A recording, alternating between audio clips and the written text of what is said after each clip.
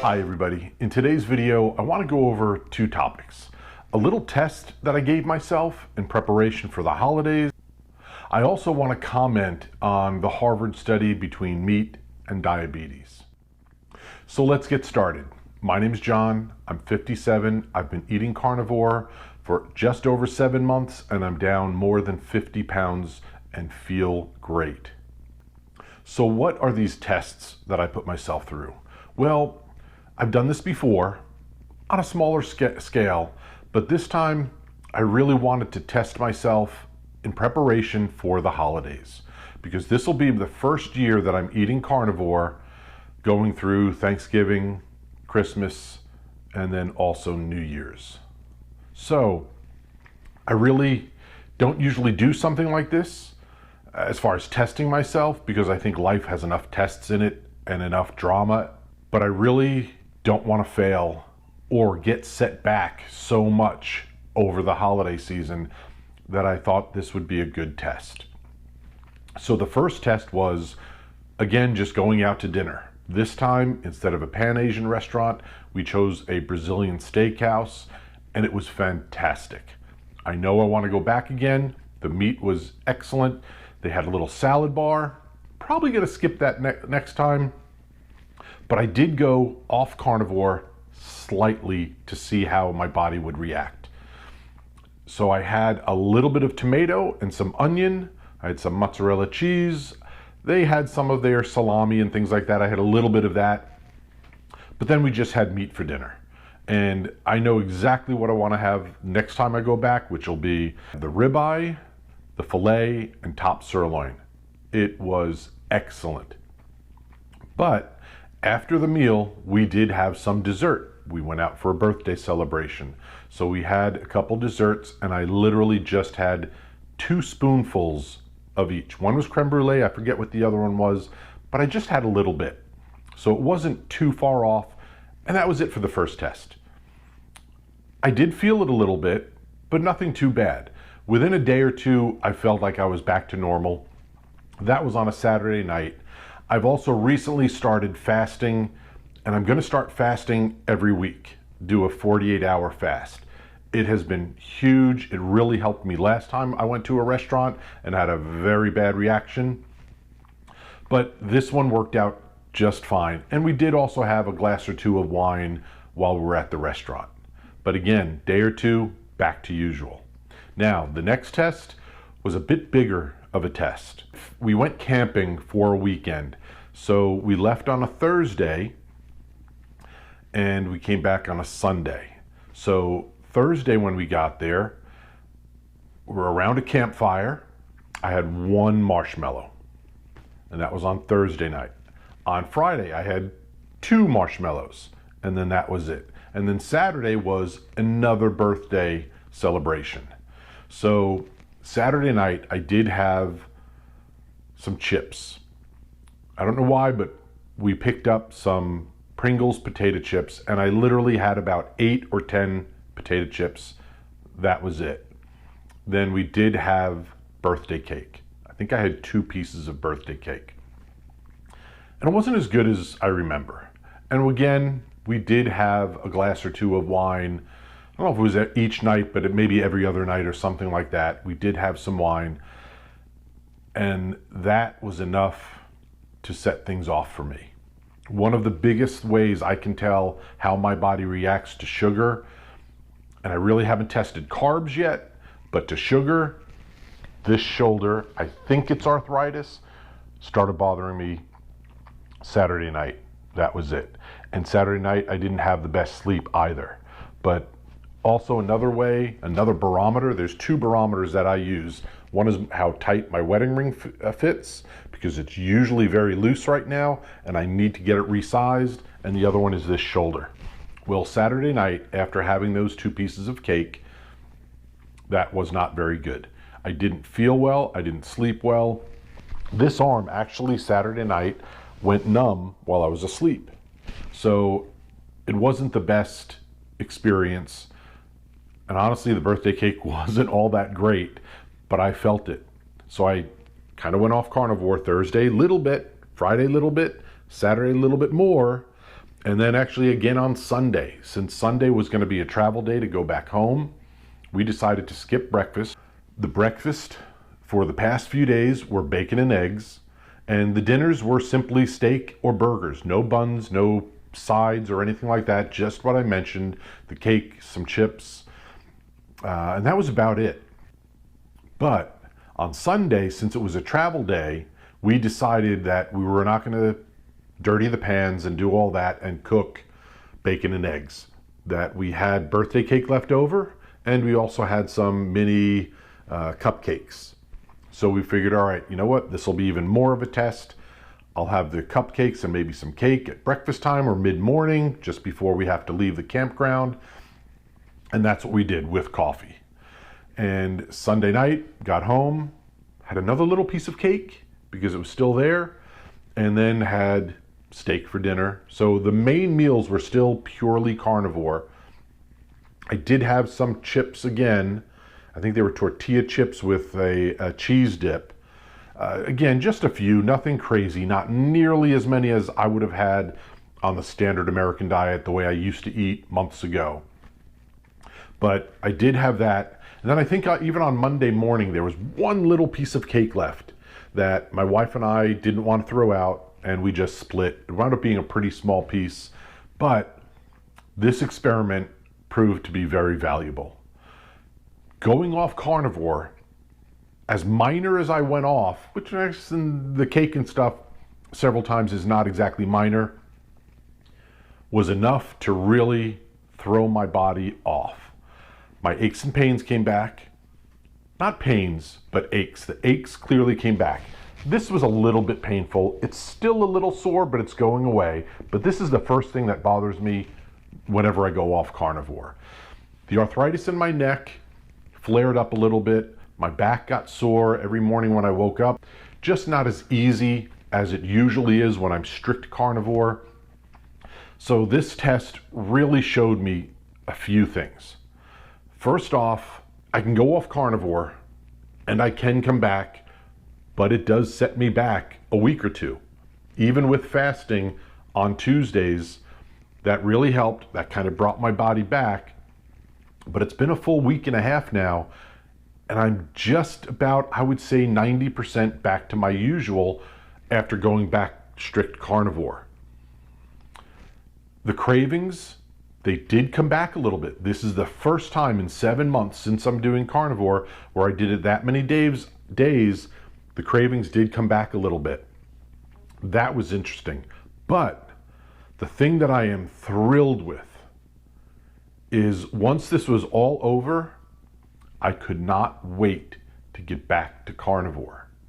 I feel so much better on carnivore that it is amazing. It just put everything else out of my mind. I did not want any more cake. I was done with cake. I didn't want chips. I didn't want any of the dips. I literally wanted my bacon and eggs, and I wanted a good steak only, and just eat that. I, for the most part, only eat triple B and E, and that's what I wanted to get back to. I don't like waking up a little sore and stiff. I don't like the way I feel. My energy dropped quite a bit. Not to zero, but it dropped quite a bit. And again, it's about 90% right now on its way back, but a week and a half later, it's almost there. And I've been strict carnivore since then. But it is amazing that I have no desire to go off carnivore other than maybe a cake here and there. Now, why did I do this? Is because I know every year for the rest of my life, come mid-September to mid-January, we are extremely busy. We have birthdays, anniversaries, and all the holidays. So I really wanted to test myself because I don't want to be caught or know that if I go off carnivore for a few days, I'm in trouble. And this was a good way to test it because we were camping and we went to a fairly remote area. So it was a get to the main road and drive 10 or 15 miles in either direction to get to a supermarket. That was the closest or nearest place other than the little convenience store up by the main road. My arm just cracked. But yeah, I mean, it was just, it was a great place to do this. Where I live, a mile in either direction, I have 3 or 4 supermarkets, Starbucks, just everything. There's almost anything you're looking for, fast food wise or shopping wise. It's within a mile of my house in either direction, north or south. So this was a great place to go and do that test, where I couldn't just run to the store and get something if I failed miserably, which thank God I did not. So that's why I did this test, is really to see how things are going to go. We have to figure out what we're doing for Thanksgiving.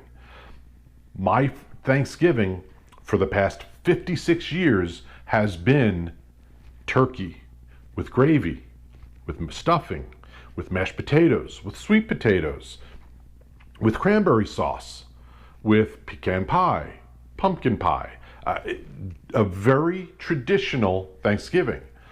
So we as a family, because I'm the only one going through this and only one that has to eat this way for my health and weight. So we need to figure out what we're going to do for this year, because I love turkey with gravy, mashed potatoes, and stuffing. Turkey on its own does nothing for me other than the skin. So are we going to do turkey this year? Maybe we'll do a roast beef. Maybe I'll buy some prime rib and we'll roast that and have that instead of turkey. We as a family have to figure that out, but I have to be prepared for that. And I do not want to go off the rails. I don't mind if things slow down a little bit, but I don't want to put myself in reverse or undo what I've done in the last 7 months, because I truly feel fantastic. And the reason I'm doing this is for my health and then also for my family. As I've mentioned before, I have a young family and I need to be around for the next 20-25 years. So this is a must for me. So I wanted to do this test and check it out. And thankfully, everything went very well. Did I set myself back a little bit? Yeah. Believe it or not, I gained almost 10 pounds, 8 pounds, about 8 pounds of water weight doing this. It's all gone. Everything's back mostly to normal. I almost feel normal, but it's really close. So yes, it did set me back. But again, carnivore is so fantastic. I couldn't wait to just get back to it and not have to even think about snacks or cake or anything else. I have no desire to have them. This is amazing on carnivore. So huge, huge plus there. I know this seems a little bit crazy. I truly want to hear from you guys if you think that this was foolish of me to do, or if you get why I did this, because this was and is going to be my first holiday season on carnivore and going through all these birthdays. The functions, I know in December, I don't know how many functions I'm going to go to, but there's going to be different Christmas parties and holidays and things like that. So that's why I did it. So anyway, my 2 cents on the Harvard study. As I mentioned, I'm not a scientist, but I do work in a science field. So I read studies and look at reports. I also look at lab reports and get lab results back. And I also have to write reports on occasion. So when I heard about this study, and Dr. Ken Berry did a great job, I would suggest you go watch his video for a lot more detail about this. And even Dr. Sives did a great job in breaking this study down. But somebody who is not a doctor, not a scientist, but in that field, I'm just amazed that Harvard would put something out like this. This study is as weak and poor quality as you can get. You really can't draw any kind of conclusion between meat and diabetes. If it was me, I'd be embarrassed, but it borders on malpractice. This is the weakest study to try and draw virtually any conclusion. At most, it can say, you know what, maybe we'll look into this more. But to sit there and question people about the last 2 to 3 years, and I think even 4 years of what you ate, and go off of people's memory to come up with any kind of conclusion is just terrible. And again, not a doctor, not a scientist, but I'm familiar with reading reports like this, and I was able to see enough of it and hear people talk about this more than one. I actually went down the rabbit hole and I watched a ton of videos that covered this on both sides. And I'm amazed that people can sit there and say that this was a good study and that this points to anything conclusive. And it truly states it may cause, and like Dr. Berry says, whenever you use the word may, you can always put in there may or may not. And that is true. So I just had to put that in there. It was very disappointing. I have family that went to Harvard, and I almost feel embarrassed for them. I know they got a great education and they're doing well in life, but Harvard is not the same as it was years ago. And studies like this just make science all that much more to put your faith in. And again, somebody in the science field, that's disheartening to me, because there are certain sciences that we need to have some faith in and be able to trust. And when studies like this come out, they put that into question. So that's all I'm going to say about that. If you're still here and still watching, thank you so much. I appreciate it. Please like and subscribe. Thanks for watching. I hope to see you in the next one, and God bless.